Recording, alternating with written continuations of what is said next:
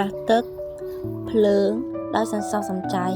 គឺជាការចូលរួមចំណែកកាត់បន្ថយបម្រែបម្រួលអាកាសធាតុប្រើប្រាស់ឧបករណ៍ដែលសន្សំសំចៃថាមពលឬស៊ីភ្លើងតិចជាងមុន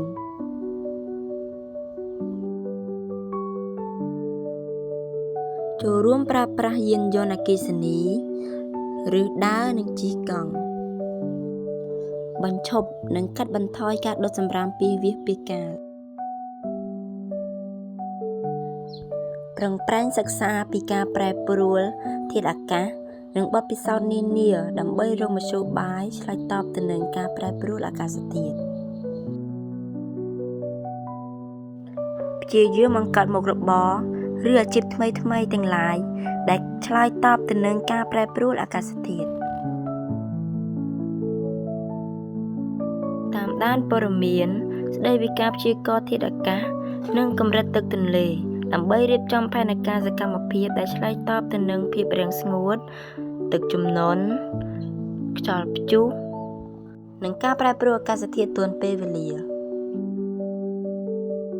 ត្រៀមគ្រប់គ្រងប្រភពនិងរក្សាទឹកសម្រាប់ប្រើប្រាស់ប្រចាំថ្ងៃ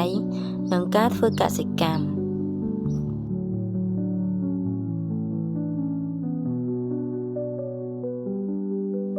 សិក្សាស្រាវជ្រាវពិសោធន៍និងការប្រើប្រាស់បច្ចេកទេសកសិកម្មក្នុងការដាំដុះ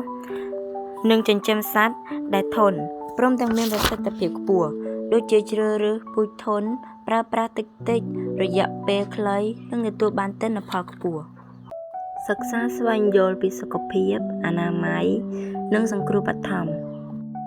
ពេលមានទឹកជំនន់ដើម្បីកាត់បន្ថយជំងឺនិងគ្រោះថ្នាក់ផ្សេងៗ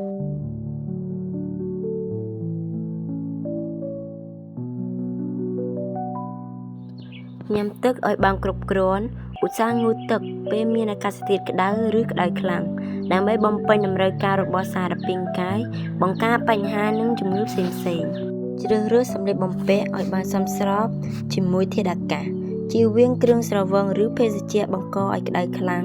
ដែលអាចធ្វើឲ្យមានបញ្ហាដល់សុខភាពដាំដើមឈើឲ្យបានច្រើនដើម្បីរក្សាលំនឹងសីតុណ្ហភាព